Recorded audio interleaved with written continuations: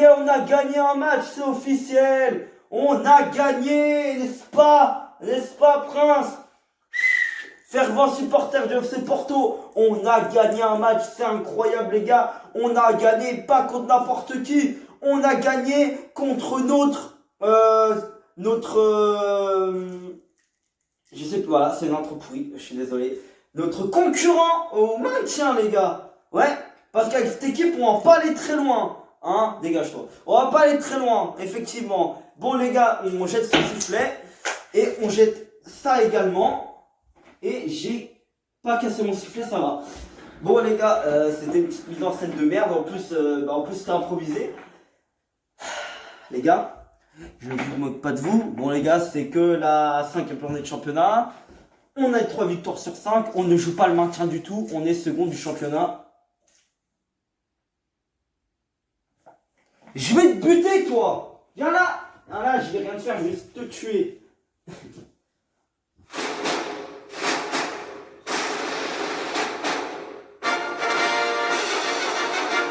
Bon, voilà, ça restera avec moi, effectivement. Parce que sinon, Prince, il va le démolir. Et ça, c'est mon porte-bonheur depuis 2018. Que j'ai retrouvé il n'y a pas longtemps, vous le savez très bien. Donc voilà, on va commencer ce débrief, les gars, en 2 parties. Première partie, le débrief, tout simplement, le match, ce qui s'est passé, la compo et tout. Et les tops et les flops. Et en deuxième, les gars, je vais parler de cet enculé, là. De cette petite bite, de cet enculé. Alors non, pas une bite, mais enfin... voilà lui là, voilà je l'appelle la bite, voilà. C'est un enculé, un bâtard. Mais vous voyez qu'il a un ballon sur la main. Oui, ce n'est qu'un autre de gardien de but que Gilles Vicente.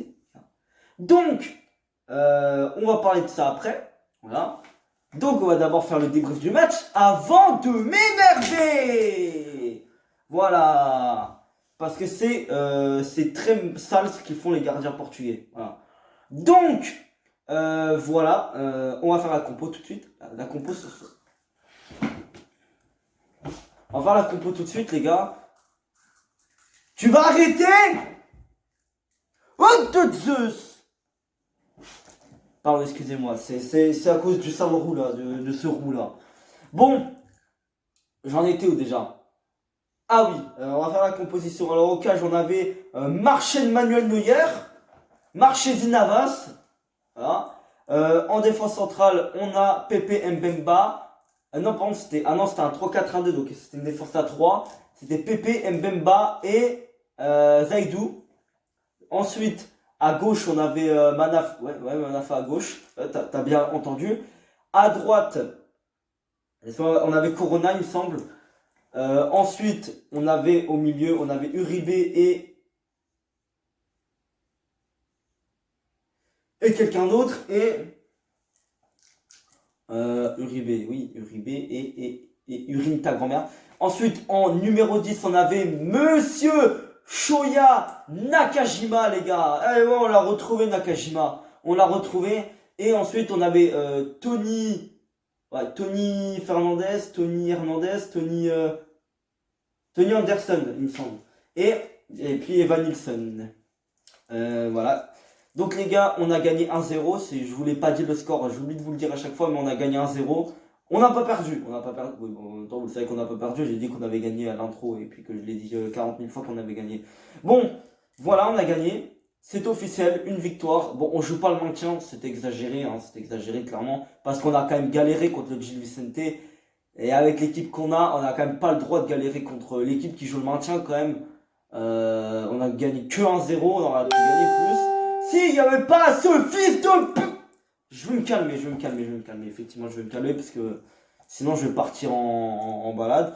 Je vais niquer le sifflet, je vais niquer le chat et puis voilà. Et puis l'ordi aussi, et puis tout ce qui est là.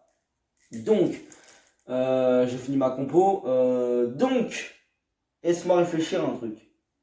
Ah oui, il y avait Fabio Vieira aussi. Ouais, gars, il y avait Fabio Vieira, mais j'ai des choses à dire sur Fabio Vieira. Voilà, il est maigre, sa mère. Il va falloir qu'il grossisse, Fabio Vieira. Voilà. Grossir un peu. Voilà, grossir un peu, mec. Pas grossir, non, mais genre fais de la muscu et tu vas prendre du muscle. Tu vois ce que je veux dire? On dirait moi actuellement, toi sur le terrain. On dirait moi. En fait, toi, t'es moins sur le terrain, mais en plus grand, en fait. C'est à peu près ça, en fait. C'est juste que moi, je suis plus petit, du coup, mais voilà, faut pas en faire une généralité. Bon, les gars, on va passer au détail du match. Donc, les gars, on ouvre le score vers la 41e minute. Evan Nilsson qui marque. Evan Nilsson. Alors, il marque, il ouvre le score, bien évidemment. Il faut juste que je cherche un truc vite fait, car j'ai oublié. Alors voilà, Evan Nilsson. Et un autre fait marquant du match, c'est Zaidou qui se prend un carton rouge à la 74e minute. Alors, il aurait pu le blesser clairement, donc carton rouge mérité pour moi, c'est clair. Mais après voilà, hein, c'est qu'un détail du match. Hein, c'est qu'un détail du match. Hein. Ouais, oui, qu'est-ce que je suis en train de faire là? Oui, voilà, oui, voilà. Voilà, ça c'est pour commenter le gardien encore une fois, qui nous a. Oui, bon, on va parler du gardien bientôt. Hein, voilà, top, les gars, les top. Marchesine, c'est clair et net. Il nous a sauvés. Sans lui, je pense qu'on n'aurait pas gagné ce match. Il a quand même fait des arrêts assez décisifs en première mi-temps et en seconde. Il a été au top. Sur le peu qu'il y a eu à faire quand même. Hein, encadré. Parce qu'ils ont quand même frappé beaucoup. Mais elle n'était pas cadrée. Souvent. Ensuite, en top, bah, les gars, j'ai envie de mettre. J'ai quand même envie de mettre. Je mets Evan Nilsson, vu que c'est lui qui nous met le but. Voilà. Et en troisième, les gars, j'ai envie de mettre. Pas Fabio Vieira, non. Même si je pourrais le mettre en réalité, parce que je l'ai critiqué sur sa masse corpulente, enfin sur sa masse, voilà, hein, qu'il n'était pas assez stock pour pouvoir tenir debout quand on le pousse, pour pouvoir, voilà, lui il tombe direct quand il prend une pichenette. Donc voilà. Mais par contre, je ne remets pas en question son talent. Il a failli marquer 2 fois dans ce match. Mais pour moi, je mettrai en top quand même Pépé. Pépé qui a tenu la défense encore une fois. Parce qu'on a beaucoup défendu, je te le dirai. Et peut-être également en top, je pourrais te mettre Nakajima sur ce qu'il a apporté au milieu de terrain. Vraiment, ça a été pas mal. Ça nous a pas mal aidé. Voilà, c'est pour ça que je tiens à le dire depuis qu'il est là. Je vous ai pas de vidéo de débrief quand il est arrivé, mais je tenais à me dire moi-même que Nakajima était très bon. Pas depuis son arrivée, mais quand je l'ai vu jouer quelques fois, je tenais à dire que clairement ce mec-là pouvait être titulaire. Voilà. Pouvait prétendre à une place de titulaire. Alors, est-ce que vous vous rendez compte? Là, où est le chat? Réponse A, au-dessus. Réponse 2, là. Ou réponse 3, dans mon slip? Bah, je crois que la réponse, je pense que la question est vite répondue, hein, comme dirait l'autre. Voilà. Donc, voilà. On a fait les flops, les gars, les flops, je te dis. Les flops, mec. Qui a tout loupé en réalité? Il faut juste poser ça une question. Qui a tout loupé? Il me vénère, ce mec. Zaidou, il a pas été. Il s'est pris un rouge, Zaidou. Hein. Il a pas été bon, hein, Zaidou. Donc, flop. Et puis, un autre flop, franchement, je te dirais bien. Autre flop. Mais vraiment. Mais réellement. Mais non. Manafin, il a rien apporté, Manafin. Hein. Voilà, c'est juste pour trouver des flops. Hein. Mais j'en trouve jamais de flops en ce moment. Je suis arrivé à trouver. En fait, je regarde plutôt le côté positif que le côté négatif. Mais le côté négatif, les gars, parce qu'on va en parler. Mais d'abord, on va parler de ce fils de. Donc, je vais me retenir encore une fois. Deux gardiens. Alors, il s'appelle Denis. Denis, ouais, c'était écrit derrière son maillot. Donc, c'est le gardien de Gil Vicente. Alors, après le gardien de Famalicão, le gardien de Braga, Piatov. Et t'as fait des bêtises, sale bâtard! Toi, ça suffit. Dégage. Toi, ça suffit. Tu vas rester avec moi tout le long. Voilà. Alors, après le gardien de Famalicão, le gardien de Braga, le gardien de Piatov et le gardien de Maritimo, eh ben nous avons maintenant Denis, le gardien de Gil Vicente. On peut le rajouter dans la liste. C'est cadeau. Parce qu'on aurait pu gagner 46-0 quand même, hein, s'il serait pas là. Ça aurait été dommage hein, pour Gil Vicente. Parce que si on gagne 46-0, les gars, ce que j'aurais opté, c'est que directement on prenne la première place du championnat. Même si on a des points de retard sur Benfica, prenons directement la première place du championnat si on aurait gagné 46-0. Tu vois, ça valait 4 points, ça limite. Minimum. Bon, voilà, ce gardien a fait quand même pas mal de parades. Après, c'est normal, c'est un gardien. Mais ça m'énerve parce qu'il y a qu'un mois que ça arrive en fait. Vraiment, ça me vénère, vraiment. Parce que j'ai l'impression que les gardiens des grosses équipes sont claqués. Le gardien de Sporting, je l'ai trouvé claqué la dernière fois. Alors que le gardien de Gil Vicente, il est incroyable. C'est juste des gardiens de petites équipes qui sont incroyables. Sauf Braga. Et sauf Piatov, le Shakhtar, comme c'est très fort. Même si il m'a traumatisé plus sur le maillot de l'équipe nationale d'Ukraine. Quand le Portugal les ont affrontés au qualif de l'Euro 2020. Mais voilà. Alors, voilà. J'avais rien d'autre à dire sur ce gardien. Les gars, on va parler du global de ce que j'en pense depuis ce début de saison, parce que c'est vrai que ça a commencé depuis un mois. Ouais, toi, tu peux dégager.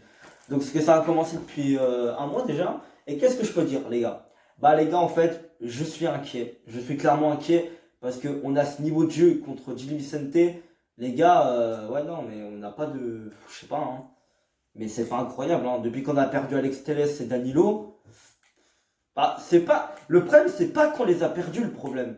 C'est qu'en fait, il y a le Covid, donc on a été affaibli financièrement et pour le marché des transferts, on n'a pas assez d'oseille, je pense, pour acheter des joueurs pépites confirmés, parce qu'on n'a pas acheté de pépites, clairement.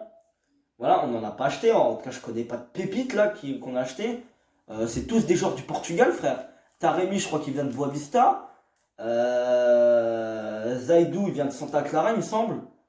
Caraça, il vient de Boavista aussi, il me semble. Il y a pas mal de joueurs qui viennent de Portugal. Wesh. Faut que j'aille voir toutes les recrues d'où ils viennent précisément. T'as Tony aussi. Tony, je sais plus quoi là, qui a joué ce soir, je sais plus d'où il vient. Lui, il vient encore du Portugal, je suis sûr. Donc voilà. Et moi, ce que je pense, c'est que je suis inquiet. Mais les gars, je suis inquiet en championnat. Mais en Ligue des Champions, pas si inquiet que ça. Pourquoi?